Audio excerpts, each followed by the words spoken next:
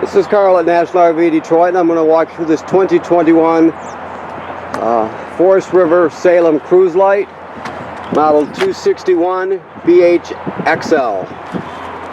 Okay, so here I am at the door side rear, and as you can see, there is a LP Quick Connect fitting right down here. Alright, so when you pull your griddle out, there's also a connection here, right? And this is the hose you use right here. So you connect the female end to the grill. The male end right here goes to the quick connect down there. Okay, so you have to plug it in, or I should say connect the hose before you use it. Now this this sprayer right here, there's a port right here where that plugs into, so you can hose things off if you need to, kids and dogs and feet and what have you. Okay. You got antenna out right here and power if you want to put a TV out there here. You got outside speakers along with a power awning with an LED strip.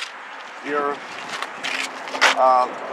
stairs fold right into the trailer when they fold, but when they come down, you can adjust the length of the legs just by pushing up this lever right here. Hopefully you can see that. I can't see the monitor very well, but just do that and you can make them longer and shorter to suit the terrain you're on. This is your hitch. We'll go over that with you when you pick your trailer up. This right here, this is a socket that goes into a drill, so you can crank your stabilizers up and down. This other smaller crank is for your power tongue jack in case it fails. If it was to fail, you can pull this rubber plug right here, put the crank on there and crank it manually to get yourself out of trouble. So it's a good feature. The long one, this has to do with the awning, getting your awning in an emergency. You'll have to read up on that while you're doing it if you're ever going to do it. It's not something I can really explain to you without doing it. Okay, so you got two LP tanks with a deep cycle marine battery, or two LP tanks with an automatic changeover regulator. There you go. And you have a deep cycle marine battery right here, and down here, that is the kill switch for it. You can just turn it off and remove the key from it, or just leave the key in the off position, and you'll disconnect your battery. That's just like taking a cable off. It just won't draw down as quickly when you're in storage. So when you go into storage, you can just shut it off. Alright, that's your vent, furnace vent. Now this is your city water connection. This is the most common way to get water to the trailer. Just going to hook your hose up there, turn it on, and you're all set. Now if you go to a campground that does not have plumbing on the campsites, you can pre-fill your onboard fresh water tank right there, and then use the onboard pump to pump water. All the plumbing will work just like you've got city water, but it's pumping it from the tank. You only fill the tank if you don't have city water, though. There's no reason to do it. They're separate of each other. Alrighty. That's your power cord that pulls out 30 feet long, 30 amp. Cable and satellite through right there. Now these are your dump valves here. Of course, this is the black one. That's the gray one. Black one is for the black tank, which is toilet water and waste. The gray one is for the gray tank, which is sink and shower water. So you always dump the black first, because it's the dirtiest of the water. Then you use the gray second. It'll help wash out the hose a bit. But you can also, you leave your black valve open, you can come back to here and put the hose onto here at the dump station and turn it on, and it'll flush out the inside of your black tank, which is a really good thing to do, and also washes out the hose. It's just a better way to do it. Just so you know, these two things sticking down here are low point drains. That has to do with winterized. My understanding is this trailer is winterized right now, so keep in mind there's antifreeze in the system, and also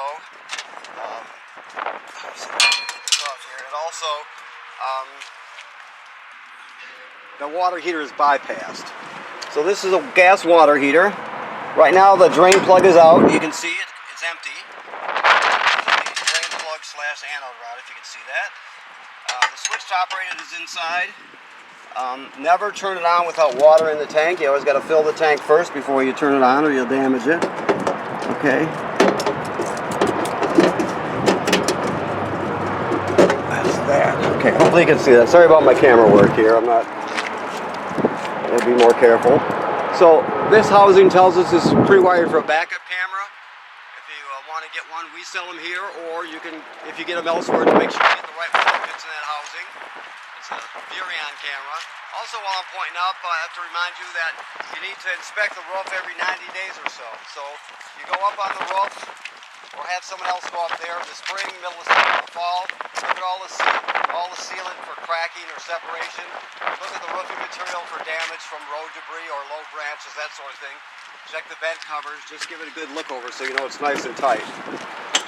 Okay, so here we go. Now we're still in the cleaning process here, I'm told, so it's still not so bad. Okay, so here we are. Let me walk over here. Okay, so this is your control panel up here. So you can turn your water pump on here, the water heater here. These are lights, of course. Your power awning right here. You see it goes off, out and in. Never leave it out unattended. You don't want the weather to get a hold of it. Battery is charged. Fresh water's empty, black water's empty, gray water's empty.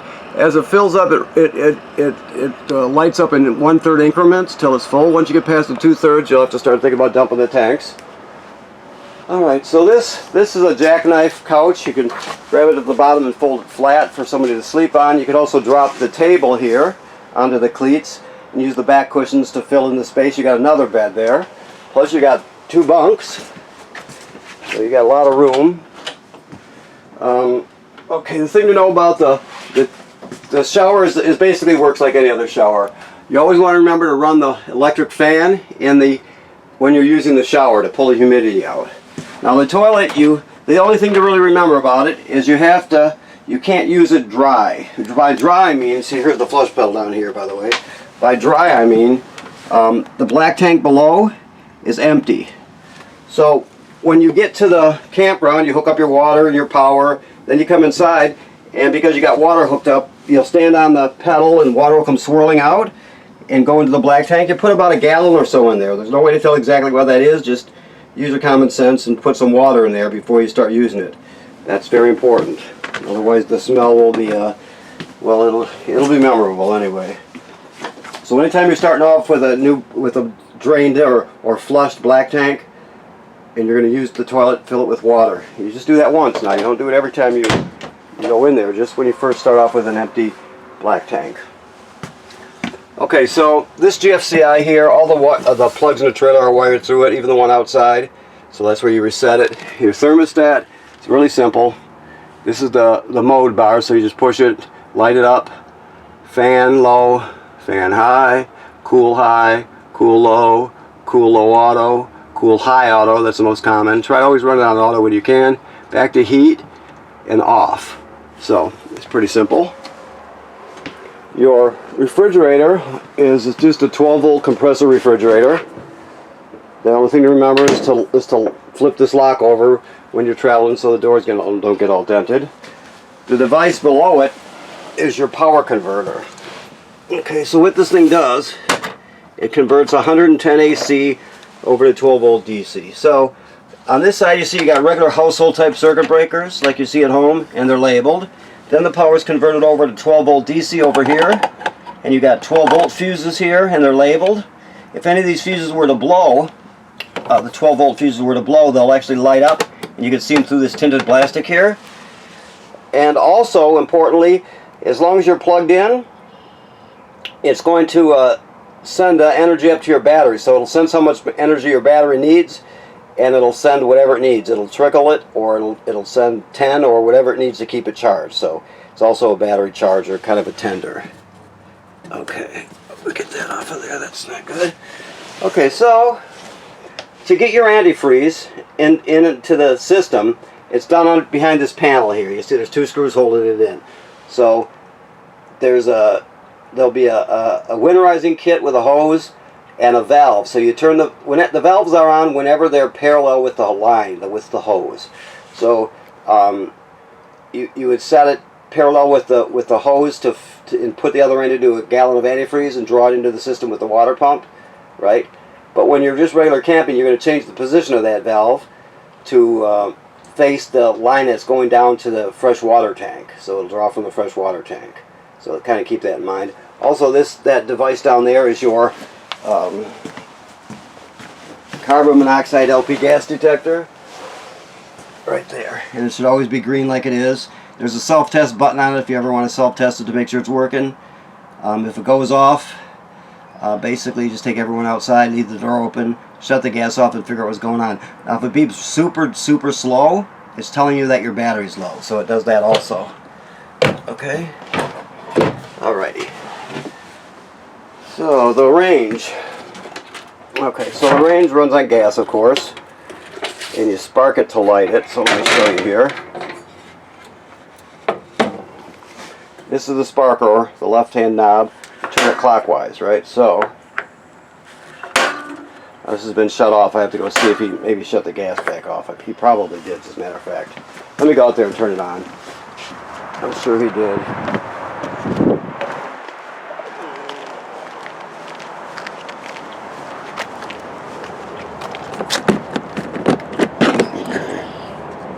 Yep, sure enough.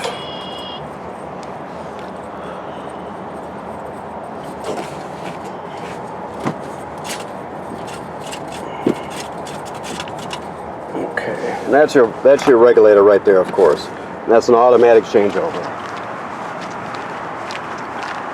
Alrighty, so let's start again here.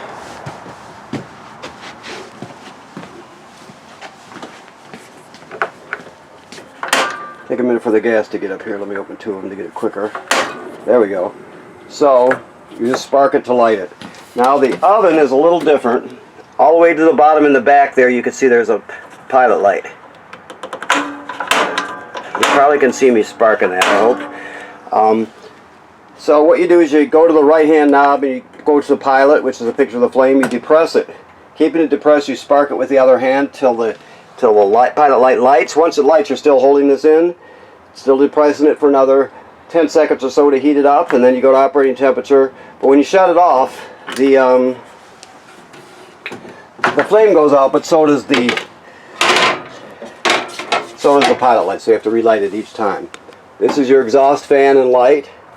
Your microwave works like any other microwave.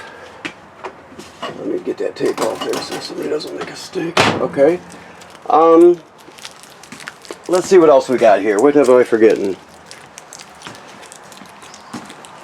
I think that about covers it, actually. Like I said, it is winterized, so the only other thing really to know about is the escape window, and you may or may not know that, so I'll tell you about that. Basically, you would push this all the way through, and then you would pull the red tab to pull the screen out, and then you can escape through that window in an emergency. Okay. All right. So I want to thank you for purchasing your trailer at National RV Detroit. Before I end this, I'll tell you one more thing. This is the sound system here, of course, and you can stream off a USB with it. You can hook up wirelessly with your phone or tablet and play music that way. You can go straight into the system with this HDMI. There are two speaker zones. One is inside the trailer, two is outside the trailer. AM, FM radio, all the usual stuff. And there's a remote for it also, which is right there. Okay, so keep that in mind. It's not a bad radio for you know, a trailer, so it's a good thing. So okay. Now I'll say goodbye, and I just want to remind you to inspect the roof like I told you, and also that it is winterized and the water heater is bypassed right now. So okay, thank you very much.